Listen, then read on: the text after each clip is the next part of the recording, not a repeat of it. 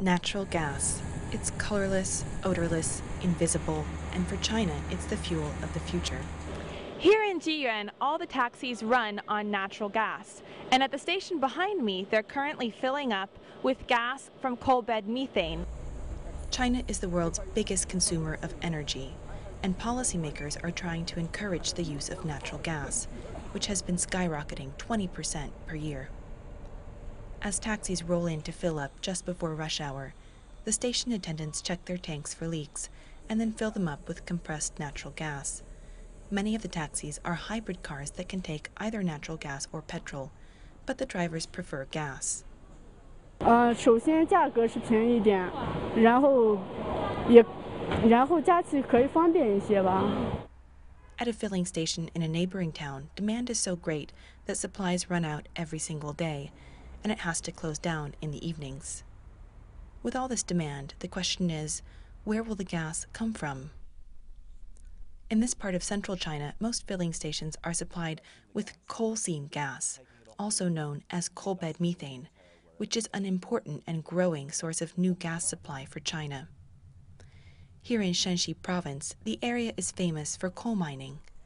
But now it is the gas from these coal deposits, once regarded as a dangerous nuisance, that is starting to change the energy landscape. China is estimated to have the third largest coalbed methane resources in the world, and production, while still small today, is ramping up.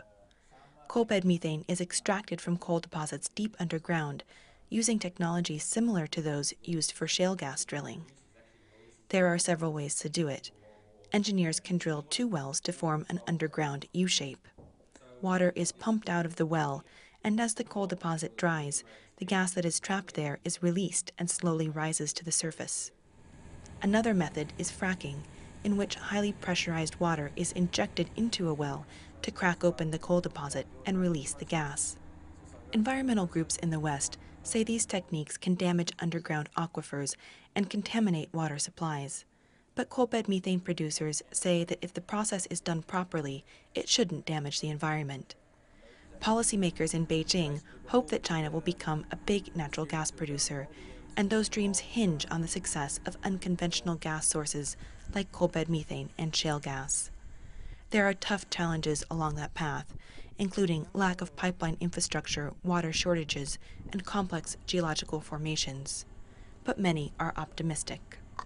There's no question the track record by the Chinese central government has been in strong support for domestic unconventional gas production. And if we look at the actual policies implemented by China over the last, call it 15 odd years, if that's a reflection of what they can do to shale, it's going to be just as lucrative. Unconventional gas, particularly shale gas, has revolutionized energy supply in the U.S., and Beijing is hoping the same thing can happen here. I think China follows a similar trend to the U.S.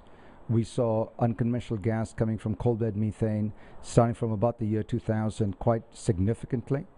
And here 10 years later, 2010 and beyond, you see a material shift in terms of domestic supply from shale. I reckon you should see the same thing from China. If China succeeds in its ambition to become a major producer of unconventional gas, it could mean fewer gas imports and less coal use. Meanwhile, the gas wells in central China keep turning toward that dream. This is Leslie Hook for the Financial Times.